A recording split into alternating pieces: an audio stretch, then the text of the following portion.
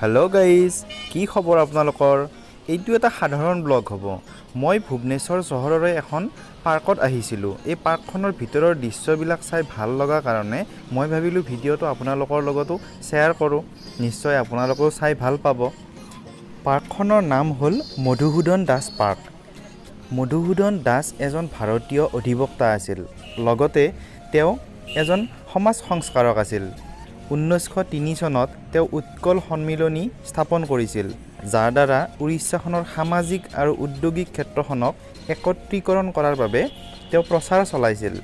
তেওঁৰ জন্ম হৈছিল 1848 চনত আৰু তেওঁৰ মৃত্যু হৈছিল 1934 চনত।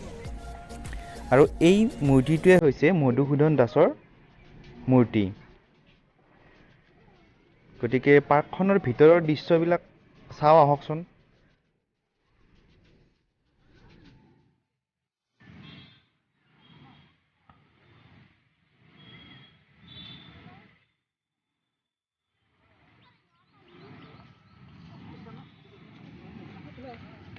এই পাৰ্কখনৰ ভিতৰত মোৰ আটাইতকৈ ভাল লাগিল এই স্কেটিং ৰিংটো।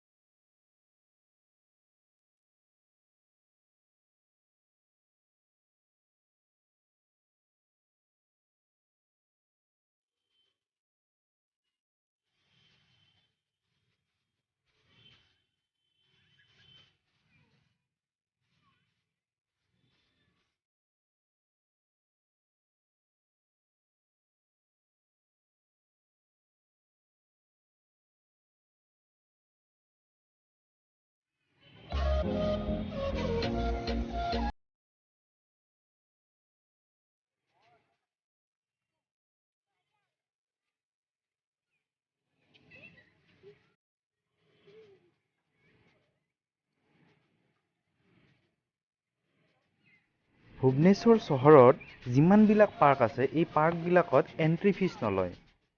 আৰু এই পাৰ্কবিলাকৰ ভিতৰত অপেন জিমৰ ব্যৱস্থা আছে।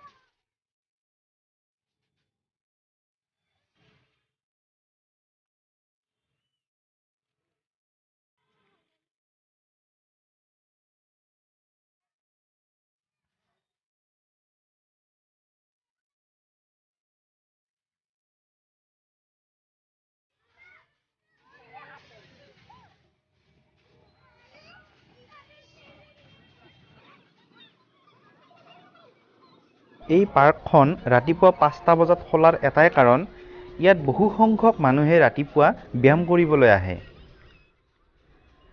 এই পাৰ্কখনৰ ভিতৰৰ দৃশ্যবিলাক আপোনালোকে চাই কেনেকুৱা পালে কমেণ্ট কৰি জনাব। যদি ভাল পাইছে তেতিয়াহ'লে মোৰ এই ভিডিঅ'টো লাইক কৰিব। এনেকুৱা নতুন আকৌ এটা ভিডিঅ' আপোনালোকৰ মাজত লৈ আহিম। তেতিয়াহ'লে ভিডিঅ'টো আজি ইমানতে শেষ কৰিছোঁ। সকলোৱে সুস্থ থাকক। ধন্যবাদ। জয় আই অসম।